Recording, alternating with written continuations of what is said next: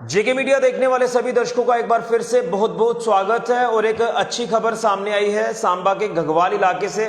और जिला सांबा की अगर बात करते हैं तो सांबा जिला के लिए भी एक गर्व की बात है कि सांबा जिला के घगवाल के रजत सिंह ने नेट जेआरएफ का एग्जाम क्वालिफाई कर लिया है। और अगर ऑल इंडिया रैंकिंग की बात करें तो 128वां रैंक है इनका ऑल इंडिया में। तो बड़े गर्व की बात है कि सांबा जिला के चाहे बेटे हो या बेटियां हो, हर तरफ हम देखें तो इस समय परचम लहराते हुए नजर आ रहे हैं। इससे पहले भी हम आपको कई युवाओं से, कई युवतियों से मिला चुके हैं जो कि अपने अपने क्षेत्र में अव्वल नंबर पर जो है स्थान हासिल करते हैं। तो उसी की एक कड़ी अगर देखें तो सांबा जिला के घगवाल के रजत सिंह ने नेट जेआरएफ का एग्जाम क्वालिफाई किया है। मैथमेटिक्स का ये एग्जाम था और अब ये मुकाम हासिल किया है रजत सिंह ने। तो रजत सिंह मेरे साथ मौजूद हैं और आप भी अपनी तरफ से मुबारकबाद दे सकते हैं। और मैं भी, हमारा जेके मीडिया का परिवार तय दिल से रजत जी का इस समय हम स्वागत भी कर रहे हैं जेके मीडिया पर और इनको मुबारकबाद भी देते हैं।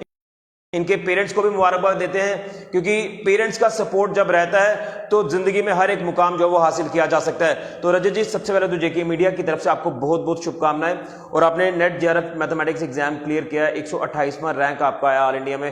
तो क्या कहना चाहते हैं, कितना अच्छा लग रहा है, कितना फक्र महसूस हो रहा है और कितनी मेहनत करनी पड़ती है इस मुकाम को हासिल करने की? बहुत बहुत शुक्रिया आपका। ये बहुत ही मेरे लिए बहुत ही अच्छी बात है कि ये मैंने बहुत सारे 2-3 अटैम्प्ट्स के बाद ये मेरा क्वालिफाई हुआ है। तो जब फेलियर मिलती है तो थोड़ी निराशा भी होती थी, लेकिन इस बार सक्सेस हुआ हूँ तो बहुत ज़्यादा खुशी की बात है मेरे लिए। मेरी फैमिली भी बहुत ज़्यादा खुश है। तो मैं तो बहुत ही खुश हूँ कि ये मेरे लिए बेनिफिटेड है। कितनी मेहनत करनी पड़ती है? जिस तरह से आपने भी कहा कि फेलियर मिलेंगे तो तभी कुछ और सीखने को मिलता है और उस मुकाम को हासिल किया जाता है। तो कितनी मेहनत आपने की थी इस एग्जाम को क्वालिफाई करने के लिए? स्टार्टिंग मैंने जब की थी तो मैंने बहुत टाइम देता था इसको, लेकिन मेरा जब सेट क्वालिफाइड हो गया था फिर थोड़ा सा होप हो गई थी कि नहीं, नेट भी हो सकता है, जेआरएफ भी हो सकता है। तो मैं ऐसे आहिस्ता, जैसे एमफिल भी किया हुआ मैंने, तो जब एमफिल में एडमिशन हुआ था तो साइड वाइज मैं नेट का भी पढ़ता रहता था, लेकिन मुझे फिर भी नेट वहाँ भी क्वालिफाई हुआ था, फिर भी जेआरएफ के लिए मुझे वेट करना पड़ा। आखिरकार आज मुकाम हासिल ही हो गया। अच्छा, मैथमेटिक्स का सब्जेक्ट था इसमें आपका, तो कई लोग मैथमेटिक्स से डरते हैं। तो आपने ये मैथमेटिक्स के सब्जेक्ट में ये जो है वो रैंक हासिल किया है, तो क्या कहना चाहते हैं? मेहनत जो है वो करनी पड़ती है, परिश्रम करना पड़ता है और कहते हैं कि पूरा डीपली जाना पड़ता है, थारोली इसमें पढ़ना पड़ता है। तो इसको लेकर टाइम शेड्यूल की बात करें तो किस तरह से आपने अपना टाइम मैनेजमेंट किया था कि पूरा प्रॉपर टाइम जो है वो स्टडीज़ में दिया जाए? टाइमिंग की बात करें तो जैसे पढ़ाई चल रही थी रेगुलरली, तो ये रात का टाइम ही मिलता था जिसके लिए मैं नेट जेआरएफ के लिए जो पढ़ता था। ज़्यादा टाइम तो नहीं मिलता था दिन में, लेकिन डिस्कशन मिलती थी यूनिवर्सिटी में। जब मैं था वहाँ पे एमफिल कर रहा हूँ तो उस समय भी डिस्कशन बहुत ज़्यादा की थी और अभी भी डिस्कशन की वजह से मुझे ये मुकाम हासिल हुआ। अच्छा, मैं थोड़ी सा आपका बैकग्राउंड में भी जाना चाहूँगा, एजुकेशन क्वालिफिकेशन को लेकर भी बात करना चाहूँगा कि किस तरह से आपका ये सफ़र रहा आज तक? सफ़र ठीक ही रहा था। जैसे कि मैंने 12th अपने government higher secondary school Ghagwal से की हुई है। उसके बाद मैं जीजीएम साइंस कॉलेज से ग्रेजुएट हुआ हूँ। तो मुझे यूनिवर्सिटी में मौका मिल गया था मैथमेटिक्स में, डिपार्टमेंट ऑफ मैथमेटिक्स में। उनका भी शुक्रगुजार हूँ कि मुझे वहाँ पे जब एडमिशन मिली थी, वहाँ की गाइडलाइंस मिली थी सब टीचर्स का वहाँ पे मुझे, और जो मेरे दोस्त थे उनका भी बहुत बहुत योगदान रहा है इसके लिए। और उसके बाद अब तो सारे खुश हैं, दोस्त भी खुश हैं, फैमिली वाले भी खुश हैं। मुझे भी बहुत ज़्यादा खुशी है कि मैं बता नहीं सकता कि ये मेरे लिए बहुत बड़ी बात है कि मैं ये नेट जेआरएफ क्वालिफाई कर चुका। और मुझे जो आपसे ही पता चला कि आपने उसके बाद ग्रेजुएशन के बाद एमएससी की है, एमफिल की है, उसके बाद अब आप पीएचडी कर रहे हैं, आप पीएचडी स्कॉलर हैं जम्मू यूनिवर्सिटी में। इसको लेकर क्या कहेंगे? देखिए, यहाँ तक पहुँचना कोई छोटी बात नहीं होती और उसमें पेरेंट्स के सपोर्ट की बात करें या आपके टीचर्स, प्रोफेसर्स, तमाम उनकी गाइडेंस की वजह से आप यहाँ तक आज पहुँचे हो। जी, मैं एमफिल किया हूँ जम्मू यूनिवर्सिटी से और अब मैं पीएचडी स्कॉलर हूँ वहाँ पे। तो बहुत ही गर्व की बात है वो टीचर्स के लिए भी, मेरे लिए भी। और लेकिन कुछ होता है कि जैसे अभी गवर्नमेंट्स के कुछ डिसीजंस हैं जिसके प्रति हमें निराशा भी है। जैसे अभी एक चला हुआ है कि सैक का डिसीजन है, जैसे 2018 वाला। तो अगर वो ऐसा कर देते हैं, 100% डिपार्टमेंटल प्रमोशन कर देते हैं, तो फिर हम लोगों का आगे जाने का फ़ायदा कोई नहीं है। तो मैं आपके चैनल के माध्यम से गवर्नर साहब से भी ये रिक्वेस्ट करना चाहूँगा कि उस डिसीज़न पे संज्ञान लीजिए, कुछ ना 100% डिपार्टमेंटल प्रमोशन मत कीजिए, वरना हम जैसे लोग, मेरे जैसे और भी बहुत सारे दोस्त होंगे जो आगे पीएचडी कर रहे हैं या कुछ कर रहे हैं, तो उनके लिए जो बहुत निराशाजनक है हमारे लिए। बिल्कुल, ये हम अपने चैनल के माध्यम से ज़रूर एलजी साहब तक ये संदेश पहुंचाएंगे।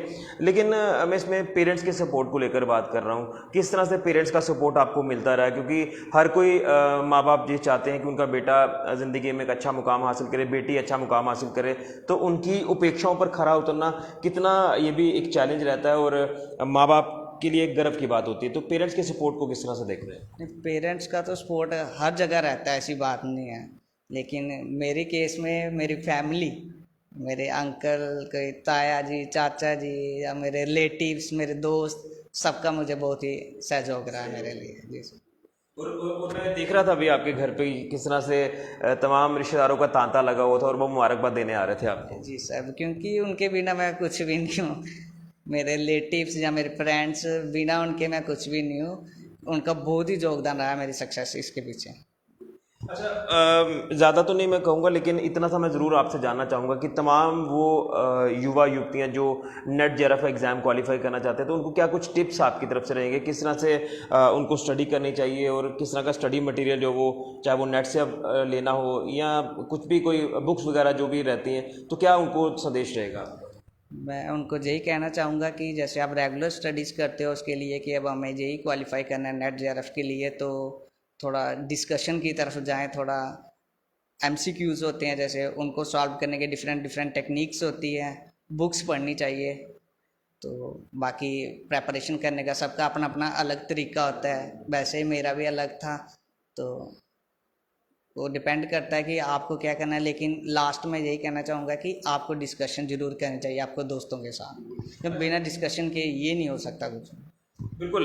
अब आप टाइम मैनेजमेंट की बात करें, जैसे आपने खुद ही कहा कि अपना अपना अलग अलग तरीका होता है, तो क्या आप प्रेफर करना चाहते हैं तमाम युवाओं को कि किस तरह से अपना सिस्टम बनाना चाहिए?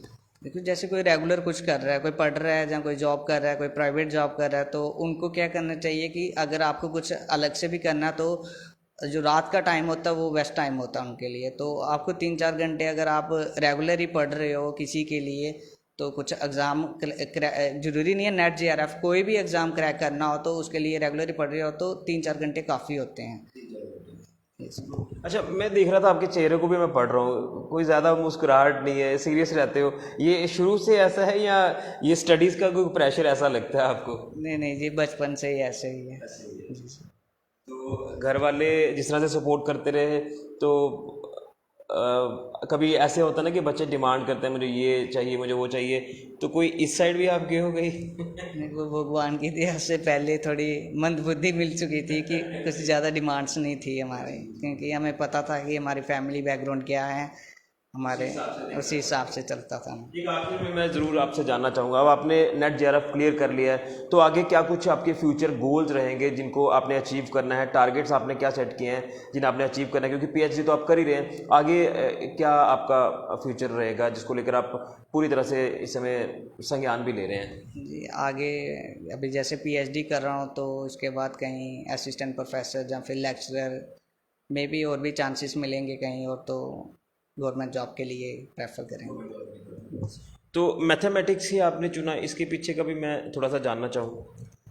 मैथमेटिक्स में इंटरेस्ट भी था पहले, बचपन से ही थोड़ा बहुत अच्छा लगता था इसमें। पहले तो आसान लगता था, जब 11th-12th में पढ़ते थे तब तो कैलकुलेशन वाला पार्ट था, लेकिन जैसे थोड़ा आगे गए तो थोड़ा इंटरेस्ट क्रिएट करने में टीचर्स का भी हाथ होता है, थोड़ा दोस्त भी साथ में होते हैं, तो जिस तरफ थोड़ा ज़्यादा इंटरेस्ट बन जाए तो भगवान की दया से फिर एमएससी में भी मैथमेटिक्स में ही एडमिशन मिल गया, तो फिर सारा सिलसिला वहीं से स्टार्ट हो जाता है। वैसे तो आपने मैसेज दे दिया तमाम युवाओं को, लेकिन उनको क्या संदेश देना चाहते हो जो मैथमेटिक्स से डरते हैं? नहीं, मैथमेटिक्स से डरना नहीं है किसी को भी। अगर आप कुछ भी सीखना चाहोगे, कोई भी सब्जेक्ट, तो वो टफ़ ही होता है। आपको अगर मैथमेटिक्स सीखना है तो आपको थोड़ा बहुत पढ़ना पड़ेगा, उसकी ज़रूरी जानकारी रखनी पड़ेगी, वो बहुत आसान होता है, ये दिक्कत नहीं है। कुछ लोग कहते हैं, मानसिकता होती है कि मैथमेटिक्स एक टफ़ सब्जेक्ट है, पर ये टफ़ नहीं है। आपको अगर मैथमेटिक्स करना है तो पढ़ना है, अगर समझना है तो आपको वो करना है। हाँ, वो करना है, आपको लिखना पढ़ना है, थोड़ा पढ़ोगे तभी ज़्यादा उस पर इंटरेस्ट बनेगा, ऐसे नहीं होगा। किसी भी सब्जेक्ट में चलो, ये मैथमेटिक्स नहीं है, किसी भी सब्जेक्ट में जाओगे अगर आप तो आपको पढ़ना ही पड़ता है। बिल्कुल रजत जी, आपको और आपके परिवार को जेके मीडिया की तरफ से बहुत बहुत शुभकामनाएं, और आप यूं ही तरक्की करो, और आपने जो कहा कि गवर्नमेंट जॉब आपको जो मिलेगी उसके लिए आप तैयारी कर रहे हैं, आपको बहुत बहुत बेस्ट विशेस। Thank you. तो ये थे हमारे साथ रजत सिंह जो कि घगवाल से बिलोंग करते हैं, और हम इनको और इनके पेरेंट्स को मुबारकबाद देना चाहते हैं कि अगर आपने ठाना हुआ है कि ज़िंदगी में कोई लक्ष्य हासिल करना है, मुकाम हासिल करना है, तो अगर आप उसमें पूरी तरह से लगन से आप उसमें डूब जाते हैं, पूरी तरह से उसमें आप खरा उतरते हैं, तो आप लोग ज़िंदगी में हर एक मुकाम हासिल कर सकते हैं। जिस तरह से इन्होंने कहा कि फेलियर मुझे मिला है, लेकिन उस फेलियर से हमें कुछ सीखने को मिला है। और आज रजत सिंह जो कि 12th के बाद ग्रेजुएशन, उसके बाद MSc, MPhil और नेट स्लेट का भी एग्ज़ाम क्वालिफाई किया है, और अब PhD स्कॉलर हैं, जम्मू यूनिवर्सिटी से PhD कर रहे हैं। और 2 दिन पहले जो रिजल्ट आया है नेट JRF का, ये नेट JRF का एग्ज़ाम भी क्वालिफाई कर चुके हैं मैथमेटिक्स का, जिसमें ऑल इंडिया रैंकिंग 128वां नंबर इनका आया है।